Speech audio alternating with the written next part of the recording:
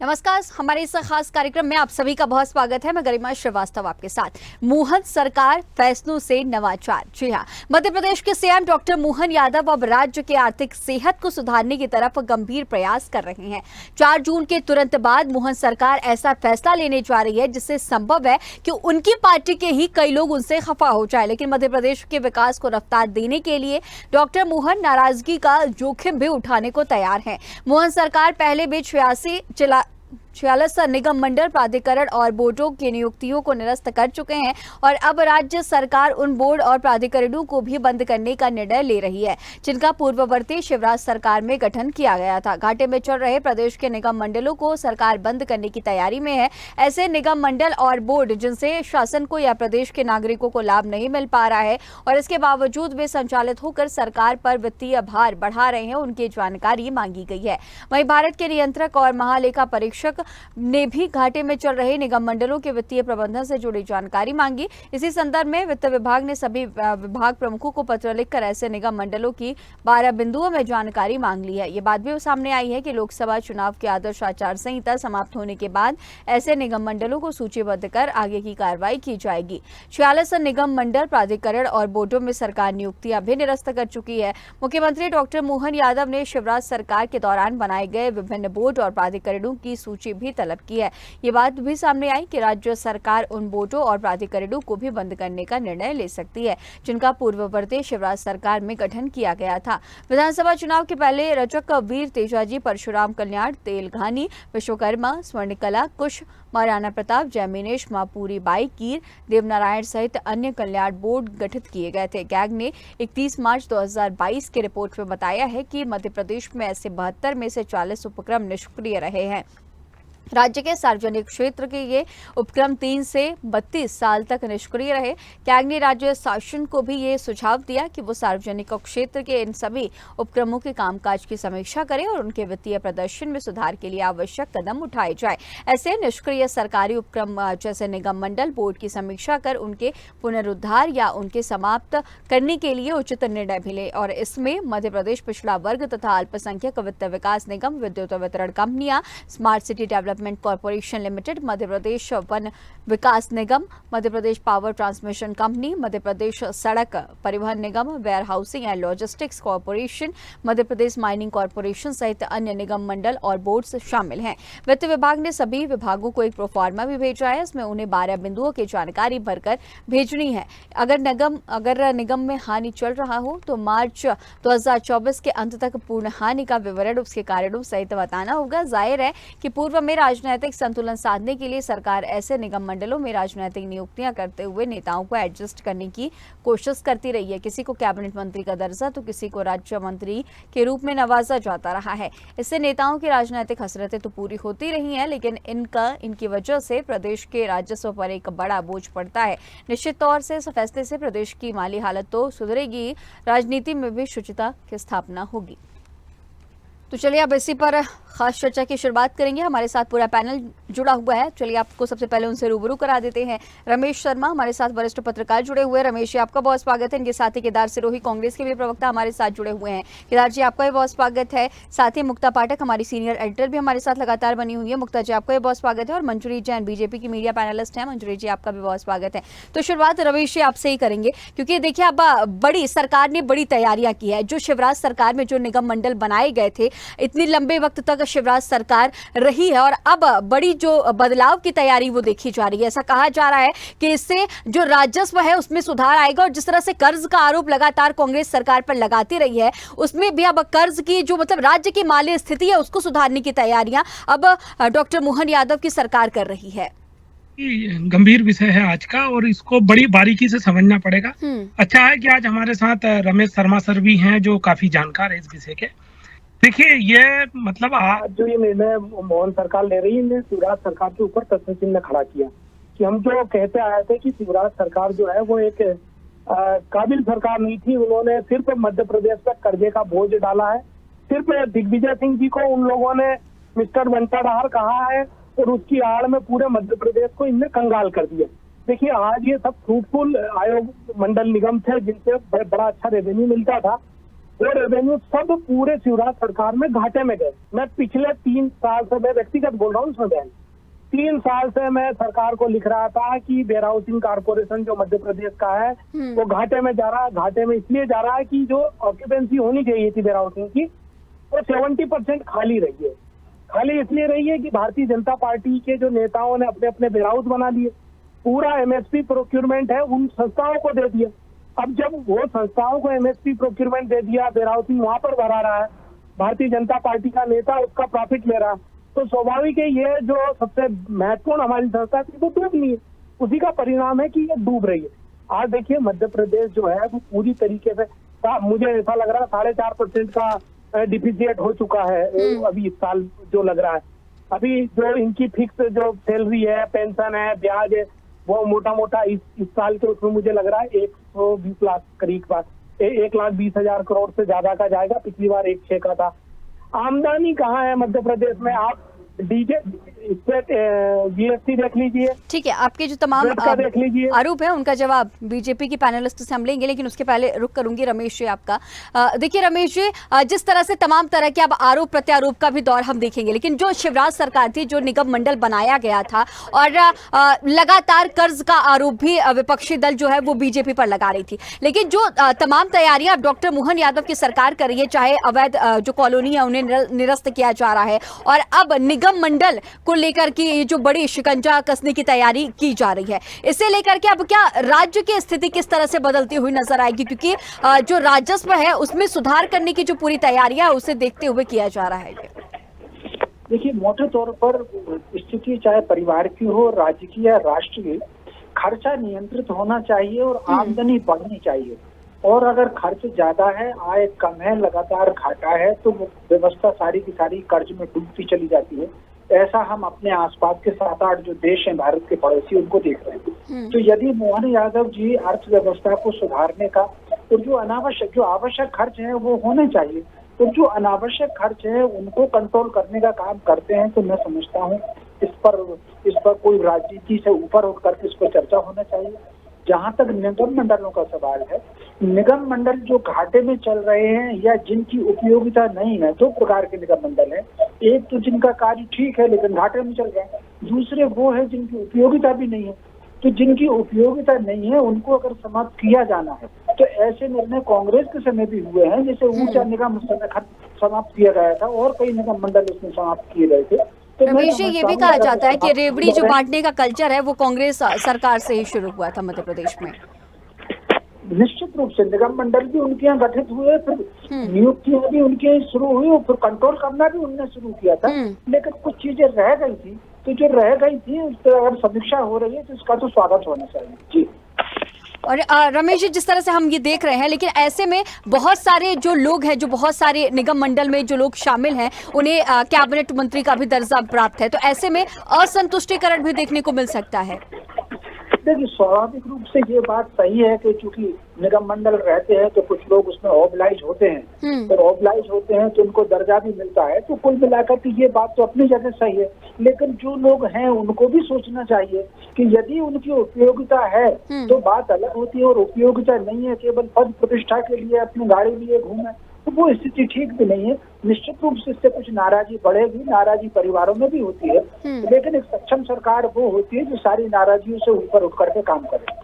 जी रमेश जी, आपका हमारे साथ बने रहने के लिए बहुत शुक्रिया। मुक्ता जी, आपका रुख करना चाहूंगे कि अब देखिए जिस तरह से हम तमाम बदलाव मध्य प्रदेश में जब से डॉक्टर मोहन यादव ने सत्ता की चाबी अपने हाथ मिली है, तब से तमाम तरह के बदलाव हम देख रहे हैं। हाल ही में अवैध निर्माण, जो अवैध कॉलोनियों का निर्माण हुआ था पहले, उन पर भी अब कार्रवाई करने की तैयारी, और अब जिस तरह से शिवराज सरकार में गठित बोर्ड प्राधिकरण जो थे उन्हें भी अब बंद करने की तैयारियां की जा रही है। यानी साफ तौर पर हम समझे, जो इतने लंबे वक्त तक शिवराज सिंह चौहान की सरकार थी मध्य प्रदेश में, वो सारी चीजें बंद। हालांकि जो नेता है उनमें भी नाराजगी देखने को मिलेगी, उनके कुछ खास लोग भी होंगे, उनमें भी नाराजगी देखने को मिलेगी। और जो वित्तीय बोझ था मध्य प्रदेश पर, क्योंकि मध्य प्रदेश पर वित्तीय बोझ का आरोप लगातार लगता आ रहा है, विपक्षी दल हमेशा से लगाती रही है कि ये लोग कर्ज लेकर काम करते हैं, वो बोझ भी अब क्या कहीं ना कहीं हल्का होता हुआ नजर आएगा।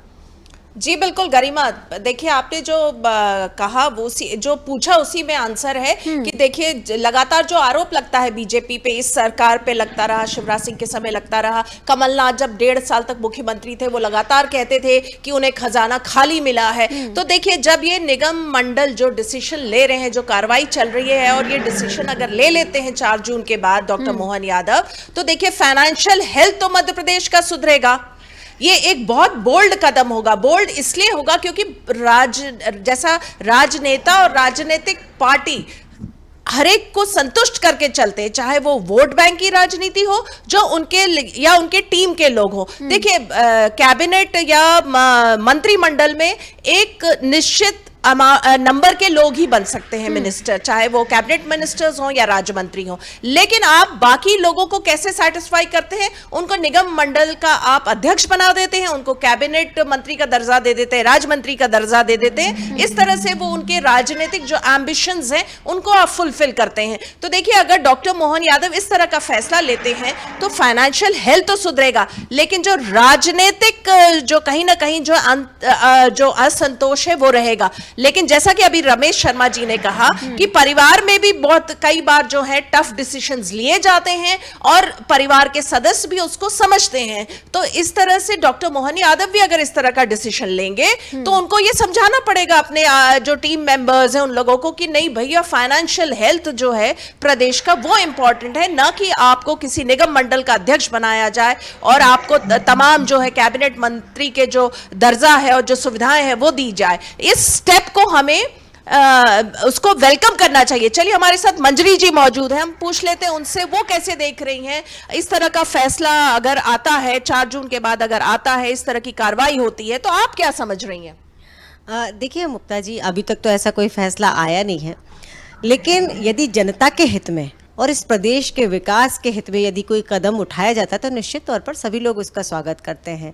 रही बात जो ये एक बात जो निकल के आ रही है कि नेता नाराज़ होंगे, कार्यकर्ता नाराज़ होंगे, उनको पद देकर संतुष्ट किया जाता है, तो मुक्ता जी एक बात बता देती हूँ कि ये भारतीय जनता पार्टी है।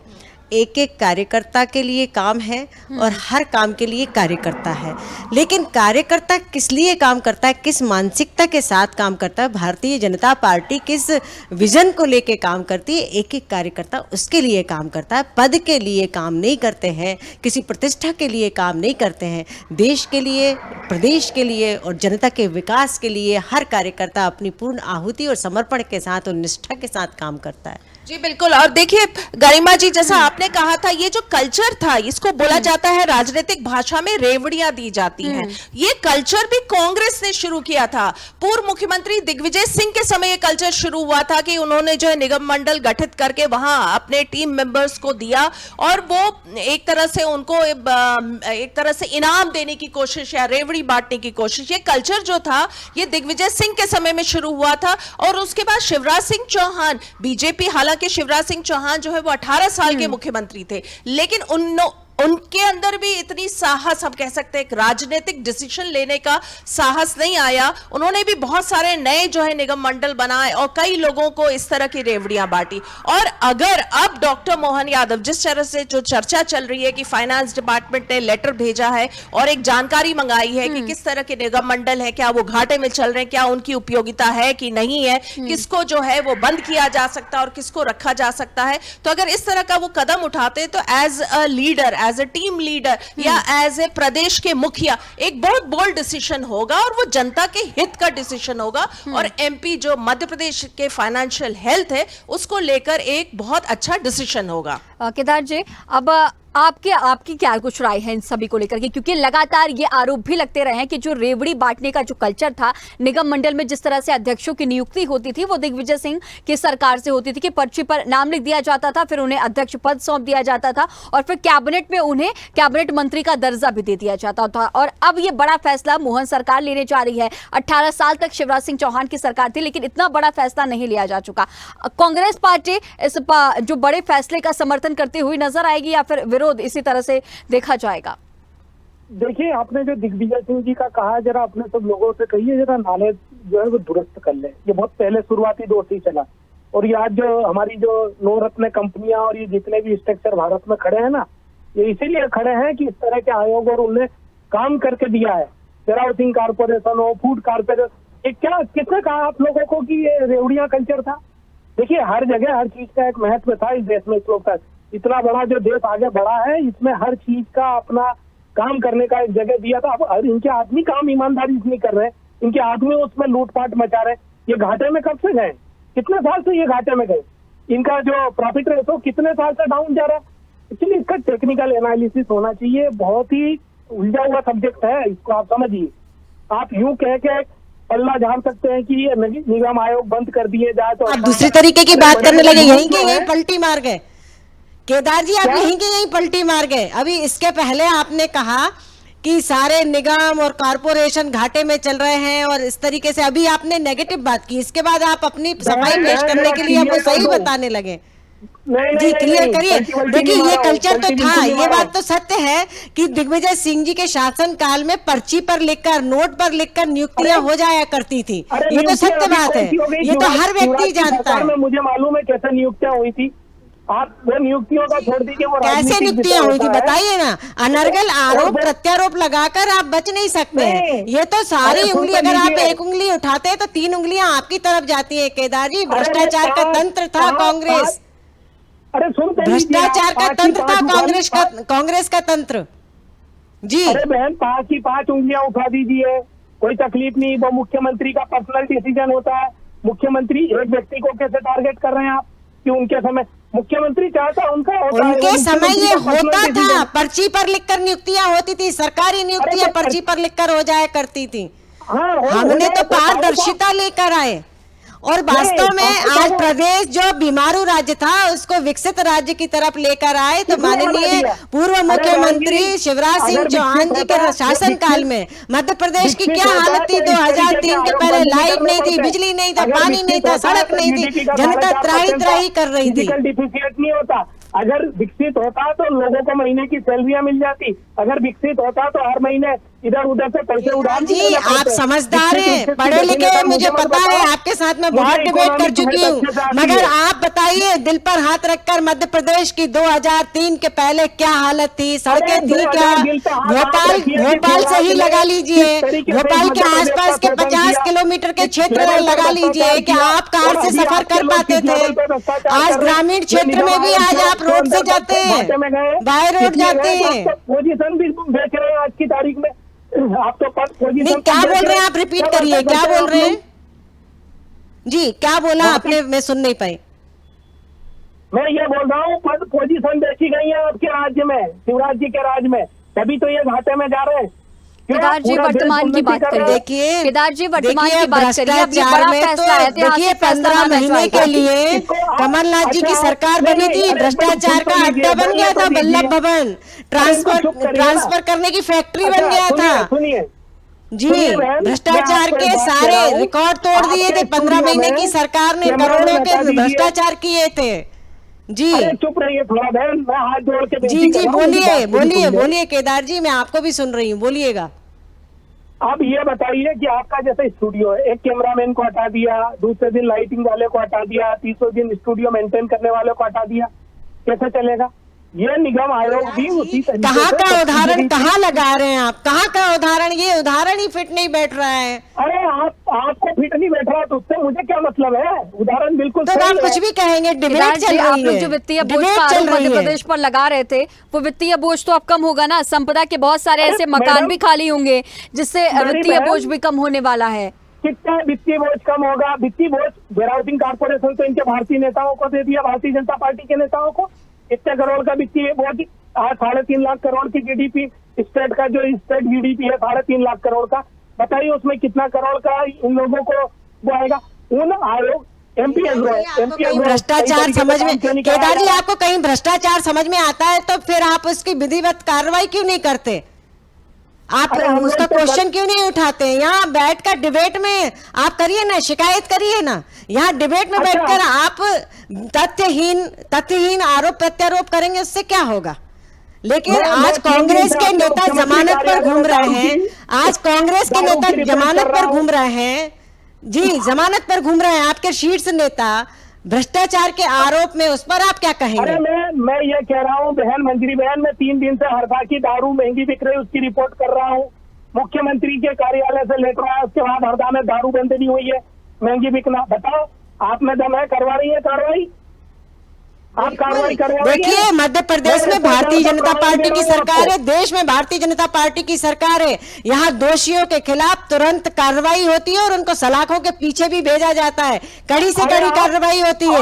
यदि कोई दोषी है तो निश्चित तौर पर उनके खिलाफ कार्रवाई होगी। क्या बात करते हैं केदार जी, आपके समय कहाँ होती थी? थाने में FIR दर्ज नहीं होती थी, थाने में FIR दर्ज नहीं होती थी कांग्रेस के शासनकाल में केदार जी। यहाँ तो त्वरित कार्रवाई होती है, FIR तुरंत दर्ज होती है और दोषियों को सलाखों के पीछे भेजने का भी काम करना करते चाहूंगी। मुक्ता जी, आपका रुख करना चाहूंगी। जिस तरह से क्षेत्रीय क्षत्रप जब चुनाव हार जाते थे तो उन्हें खुश करने के लिए इस तरह से मंडल में उन्हें उनकी नियुक्ति कर दी जाती थी, और अब ये बड़ा फैसला हो रहा है। अगर 4 जून के बाद इतना बड़ा ऐतिहासिक फैसला होगा तो मध्य प्रदेश में जिस तरह से बोझ है उसमें कितने फीसदी के लगभग हम कमी जो है उसे देख सकते हैं आने वाले वक्त में, जो वित्तीय बोझ में है। जी बिल्कुल गरिमा, लेकिन लगातार हम ये बात कर रहे हैं, देखिए मध्य प्रदेश का फाइनेंशियल हेल्थ जो लगातार सरकार कर्ज ले रही है उसमें कमी आएगी, क्योंकि अगर आप निगम मंडल बंद करते हैं तो उसके साथ साथ जो सैलरीज हैं और बाकी जो पर्क्स हैं जो कैबिनेट मिनिस्टर और राज्य मंत्री को दिया जाता वो सारे सब में कमी आएगी। लेकिन इसका एक पेच जो है वो ये है कि जो राजनीतिक रेवड़ियां दी जाती थी, जिस तरह से जो लोगों को खुश कर दिया जाता था कैबिनेट मंत्री का दर्जा देके, वो थोड़ी सी दिक्कत आएगी, असंतुष्टि बढ़ेगी। लेकिन जैसा मंजरी जी कह रही हैं कि बीजेपी में ऐसा कुछ नहीं है, कार्यकर्ता के मन में कोई पद की लालसा नहीं है, तो हम उम्मीद कर सकते हैं कि डॉक्टर मोहन यादव के इस सरकार को बीजेपी के जितने जो कार्यकर्ता हैं, जो नेता हैं, वो भी उसको वेलकम ही करें, क्योंकि ये मध्य प्रदेश के लिए बहुत अच्छा कदम रहेगा। ठीक है मुक्ता जी, आपका हमारे साथ जुड़े रहने के लिए बहुत शुक्रिया। मंजूरी जी, आपका भी हमारे साथ बने रहने के लिए बहुत शुक्रिया, और केदार जी, आपका भी हमारे साथ जुड़े रहने के लिए बहुत शुक्रिया। तो देखा आपने, अब इस पर आरोप प्रत्यारोप का भी दौर जारी है, लेकिन अब 4 जून के बाद का इंतजार है, क्योंकि 4 जून को लोकसभा चुनाव के परिणाम सामने आ जाएंगे, आदर्श आचार संहिता खत्म हो जाएगी, और मोहन सरकार के नए फैसलों से कितना नवाचार होगा मध्य प्रदेश में, ये भी आने वाला वक्त बताएगा। आज के हमारे इस खास चर्चा में फिलहाल इतना ही। खबरों का सिलसिला लगातार जारी रहेगा, बने रहिए स्वदेश न्यूज के साथ। सबसे पहले देश।